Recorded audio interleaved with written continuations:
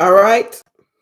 Good morning. I'm back. Hopefully there is sound on this YouTube channel.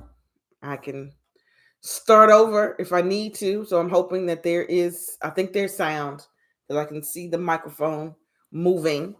So hopefully there's sound coming out of YouTube. I'm live back again on YouTube and on TikTok. I am talking about how to protect your peace at work without quitting your job. That's what I'm talking about today. Every Wednesday at 6:30 in the morning I go live. Sometimes there's technical difficulties. Today was one of those times. I started talking and then I got notification there was no sound, so I had to reset and regroup. But hey, that's life. I'm talking about how to protect your peace at work without quitting your job. And I'm here to remind you that burnout is not a badge and that we're done wearing it. A lot of us go around wearing this badge of burnout like it's something to be proud of. Like it's, look at what I got, like we're going to win an award. And that's not true. So grab your coffee, take a deep breath, and let's talk about how to protect your peace at work without handing in your resignation letter. That's right. How to uh, how to protect your peace at work without handing in your resignation letter. Now, have you ever had a moment when you're at work, you're clocked in, you clock in, you're in a halfway decent mood, you clock in, the clock in, and your piece just clocks out. Like the minute you clock in, the minute you sit down, the minute you hit I'm signed in for the day, your piece just clocks right on out. Maybe it's the never ending meetings that you're in a meeting and it could have been an email. Maybe it's that. Or you're in a meeting and it just drags on because the people came to the meeting unprepared. Or you're like, why am I in this meeting? This has nothing to do with me. Maybe it's that. Maybe it's a coworker's energy. Like you can see it coming and you're just like, and they're going to come and try to suck the life out of you with their problems. We talked about that earlier. Maybe it's that. Or maybe you just feel like, excuse me, or maybe you just feel like you're being pulled in 100 directions. Have you ever had that? You're at work and it's like one thing after the next, and you can't get anything done. You can't see the bottom of your desk. You can't see the bottom of your to-do list. Just 100 different directions. We have been there. We've all been there. As I was talking, as I was saying the never-ending meeting, you probably was thinking of a meeting in your head. You probably was like, yeah. When I talked about a coworker's energy, you had a coworker's name and facial expression right immediately came up. When I said when you feel like you're being pulled in 100 different directions, you probably was like, yep, that's me. I know that. Because we've all been there. But what if I told you that you can protect your peace without quitting your job? Because when those things happen, you'd be like, I don't need this. I need to find something else. I'm going to look for something else. We all play with that in our head. But what if I told you you can protect your peace without quitting your job? And I'm going to talk about 4 self-care, 4 peace at work tools. 4 self-care tools so that you can have peace at work. And the very first one, the one I'm going to start with, is micro moments of quiet.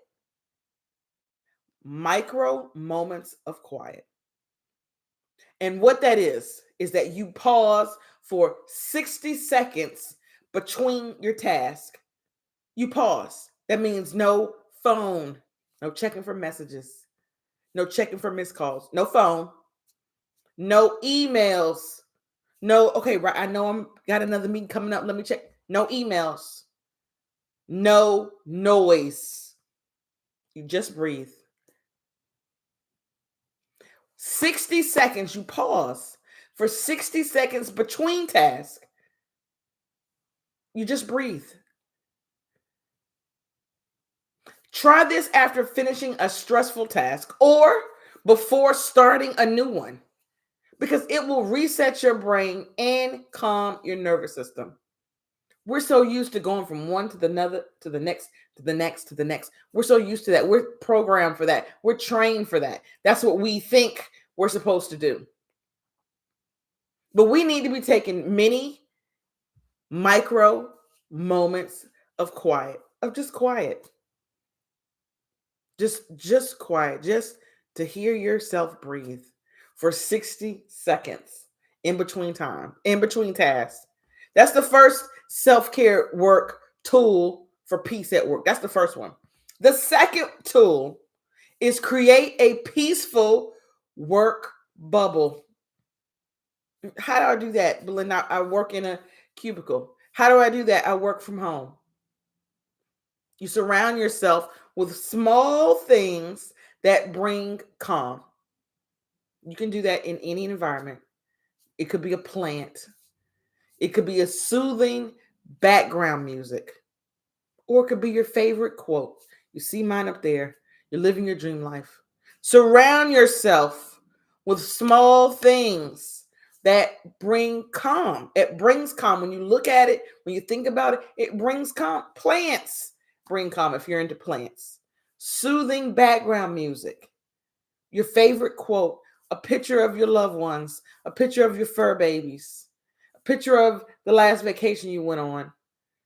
Something, a favorite quote. A motivating quote.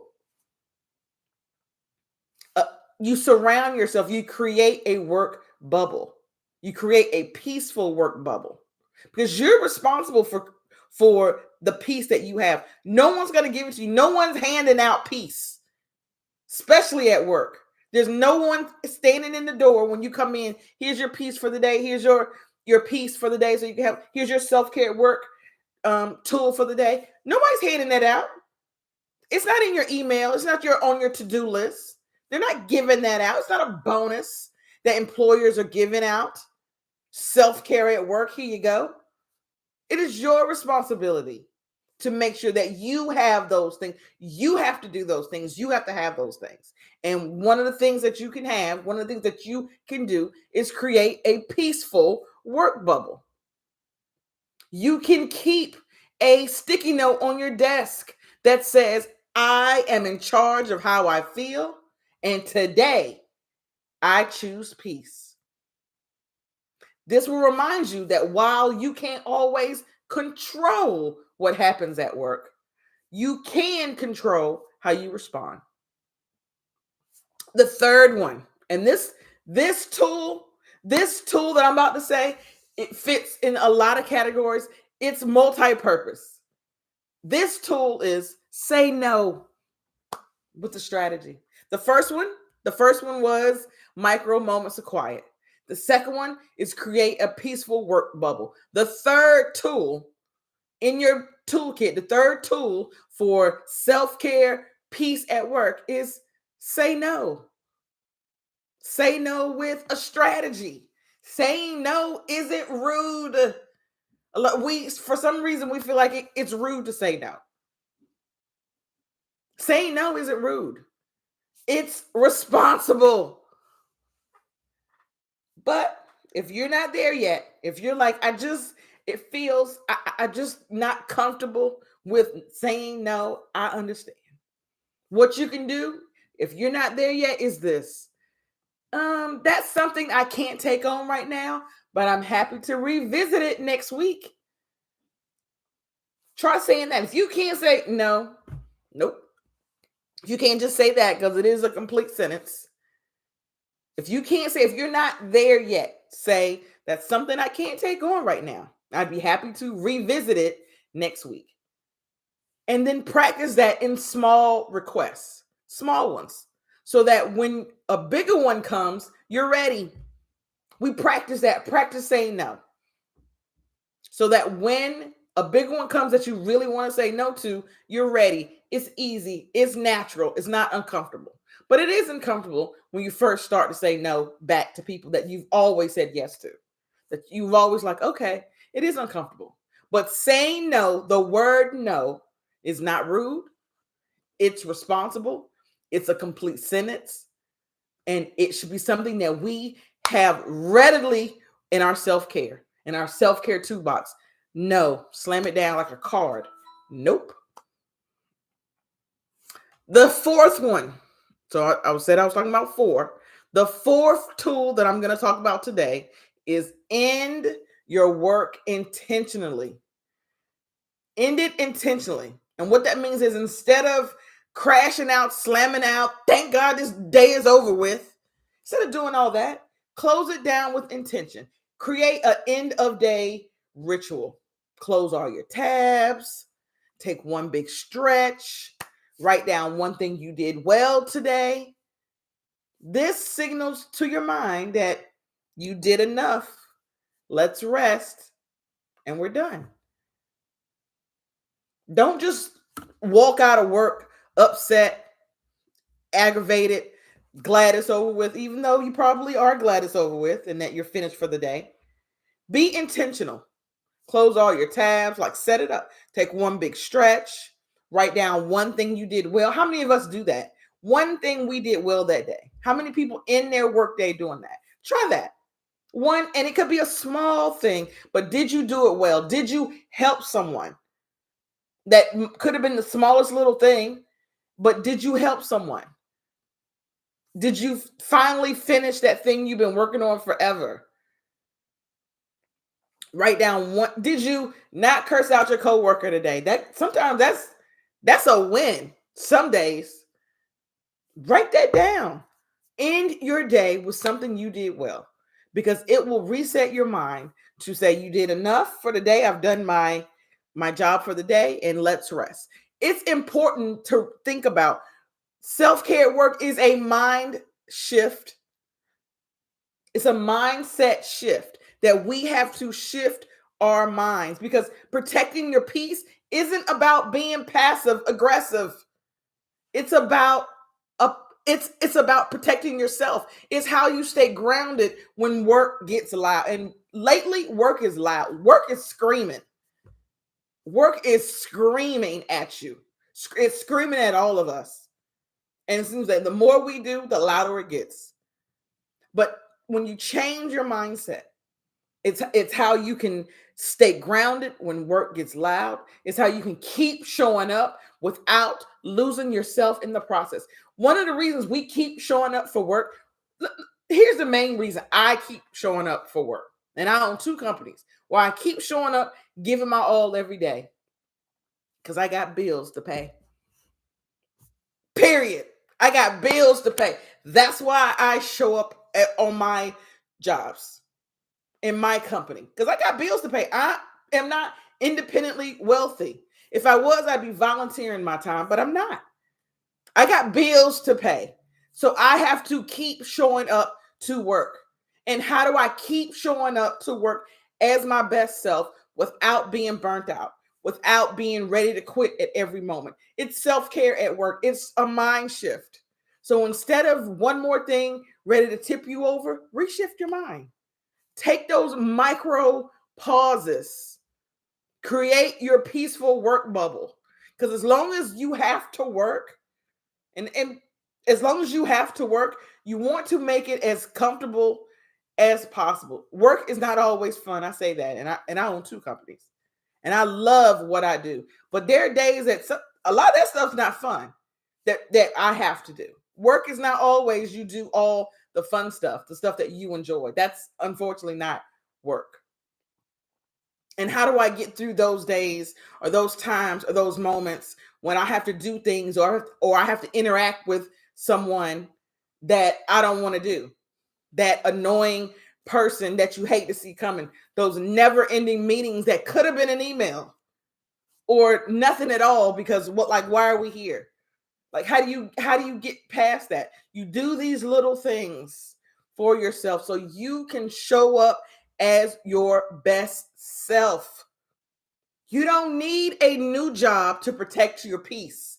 You just need new tools, because a new job They got aggravating coworkers too. They got meetings that could have been an email or nothing at all. They have that at the new job too. And just because you're making more money, it doesn't equal more peace. Remember that. So on your new job, on the job you have now, or a new job, you still need to be protecting your peace. You still need to be practicing self-care at work. And today I talked about 4 tools that you can use today. Hopefully, when you clock in, you'll put them on your to-do list to start incorporating them for yourself at work. Micro moments of quiet. Create you a peaceful work bubble. Think about what is calming for you that when you look at it, it's an immediate smile. An immediate smile. Learn to say no with strategy. If no is uncomfortable or difficult, that's something I can't take on right now. Try rephrasing it. And then end your day, your work day, with intention. Close it out. Don't storm out. Don't, snatch up your stuff to leave. Close out your tabs. Take a stretch. Tidy up your desk. Write one thing that you did well today. And then we try again tomorrow. The most important person at your job when you clock in is you. And you need to remember that. And you need to remember that outside of this job, you're needed, you're wanted. So while you're at work, you want to make sure that you're taking care of yourself so that when you're outside of this job and you're with your friends and your family and your fur babies, that you're not just you're just not just a blob because you gave it all at work, right? That you have nothing left for them. And self-care is giving yourself back the tools, the love, what you need to make it through the day. I'm Belinda Harris. Every Wednesday, I go live on YouTube. I go live on TikTok to talk about self-care at work. I go live at 6:30 in the morning. I hope that you have a wonderful, wonderful day. And make sure that self-care at work is on your to-do list today. Have a great day.